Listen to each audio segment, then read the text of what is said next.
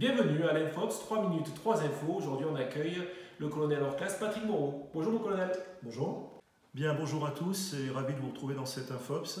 Quelques mots avant de rentrer dans déconfinement, puisque dans 3 jours, nous rentrerons dans une autre façon de travailler au niveau de notre SDIS et commencer par un chiffre 55. 55, c'est le nombre de jours qui se sont écoulés depuis que nous avons demandé au centre de secours volontaire de se confiner, depuis que nous avons mis en place une certaine forme de service minimum au sein de l'établissement. 55, c'est aussi le nombre de jours où nous avons demandé à nos pompiers volontaires de venir dans les centres de secours uniquement pour les missions opérationnelles. Et c'est aussi depuis 55 jours que les fonctionnaires de l'établissement ont été appelés à travailler un peu différemment, soit en restant un peu plus à la maison pour certains, soit en étant un peu plus présents pour d'autres parce que le SDIS en avait besoin. En fait, du jour au lendemain, notre organisation est passée d'un mode de fonctionnement où tout le monde était là à un mode de fonctionnement à distance, et ceci a été basé sur la confiance en chacune et chacun pour continuer nos missions de service public. J'ai pu remarquer durant ces 55 jours et même avant la crise que le vouloir bien faire a été partout et je tenais à vous en remercier. À vous en remercier bien entendu en mon nom personnel, mais également à vous en remercier au nom de notre président de conseil d'administration, Marcel Cana. En fait, notre organisation s'est bien sûr mobilisée pour prendre en compte la pandémie, pour lutter contre le Covid, pour secourir les gens, mais elle s'est mobilisée également pour protéger nos effectifs. Et notre plus grande satisfaction au moment de reprendre, c'est de reprendre avec tous les effectifs en place et sans malades. J'ai même noté durant ces 55 jours, et c'est une vraie surprise, que nous avons paradoxalement été peut-être jamais autant solidaires, jamais autant unis, même si nous étions en distanciation physique ou en distanciation sociale. Ceci a été permis grâce à de nouveaux outils de communication et bien sûr, au moment de la reprise, nous allons tout faire pour les conserver et conserver cet état d'esprit. Au moment où je parle, vous allez tous recevoir dans les heures qui viennent des consignes, soit dans vos centres de secours, soit au niveau des groupements et des services de l'état-major, qui vont préciser les conditions de retour dans les services ou de retour dans les casernements. En fait, notre reprise se fera en 2 phases. La première va débuter lundi, c'est une sorte de sas de déconfinement et elle durera 3 semaines. En fait, les consignes au moment de cette reprise sont simples et s'appuient sur 2 piliers.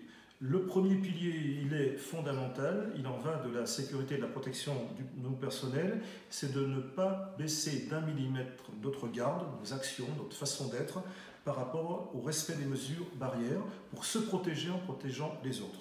Le deuxième pilier, ce sera de reprendre avec une certaine progressivité nos activités tout en privilégiant au début nos activités de service public.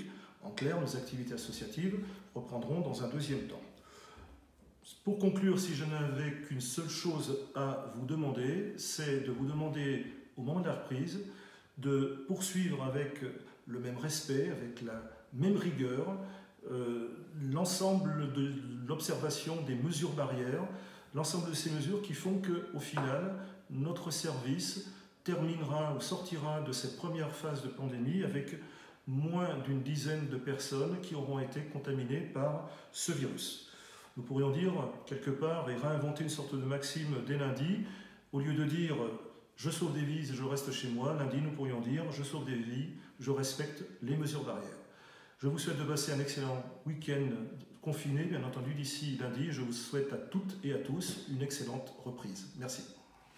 Merci mon colonel pour ce discours un peu solennel. On va continuer notre flash Infops avec 2 invités. L'infirmier capitaine Olivier Chadapo qui va nous préciser les modalités opérationnelles post-confinement, et puis le lieutenant Fabrice Jeune qui va nous préciser les modalités d'organisation de la formation au cours des prochains jours. Nous accueillons maintenant l'infirmier capitaine Olivier Chadapo du service de santé. Bonjour Olivier. Bonjour commandant. Olivier, avec la fin du confinement, quel est le niveau de risque pour nos personnels et pour les populations ? Bien commandant, on va se retrouver face à un niveau de risque qui va remonter à nouveau, puisque là, à partir du moment où les gens vont se côtoyer, vont circuler, même s'ils respectent les gestes barrières, on peut s'attendre à une nouvelle circulation du virus dans la population, et donc forcément pour nos pompiers, un risque accru de rencontrer du Covid.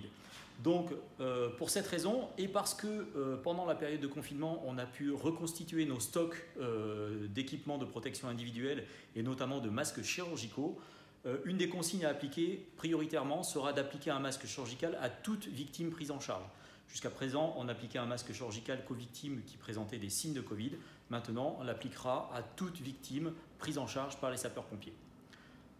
Voilà, et donc bien sûr, dernier mot là-dessus, à partir du moment où on a un doute sur l'équipement à mettre, à revêtir, le doute doit bénéficier à la victime, mais surtout à la protection du personnel, et donc on revêtira l'équipement qui nous semble le plus adapté, et notamment le plus haut niveau de protection en cas de doute. Merci Olivier. Et maintenant, nous allons accueillir le lieutenant Fabrice Jeune de la formation. Bonjour Fabrice. Bonjour commandant. Alors Fabrice, comment la formation va s'adapter après le déconfinement? Oui, effectivement commandant, donc l'offre de formation va complètement être réorganisée à partir du déconfinement. Donc en effet, on va organiser des formations au plus proche des territoires. Donc nos animateurs territoriaux sont déjà en contact avec vous afin d'organiser cette réponse formation pour répondre aux besoins opérationnels primordiaux des centres pour assurer l'opérationnel de cette saison estivale. Voilà. Autre partie importante, un gros chapitre sur les mesures barrières qu'on aura l'occasion d'aborder dans une visioconférence qu'on vous proposera pour aborder justement ces mesures barrières, dont la mise en place du masque systématique dès qu'on ne peut pas respecter la distanciation.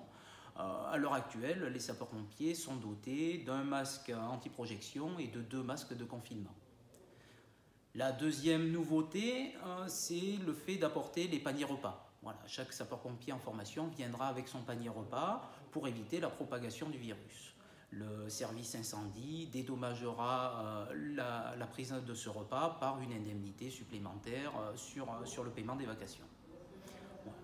Donc ça, c'est l'offre de formation qui sera proposée jusqu'à la fin du mois de juin.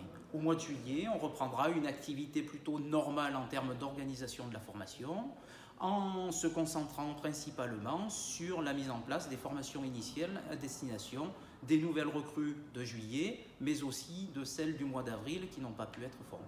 Merci Fabrice. Notre Infops est maintenant terminé. Infops 3 minutes 3 infos.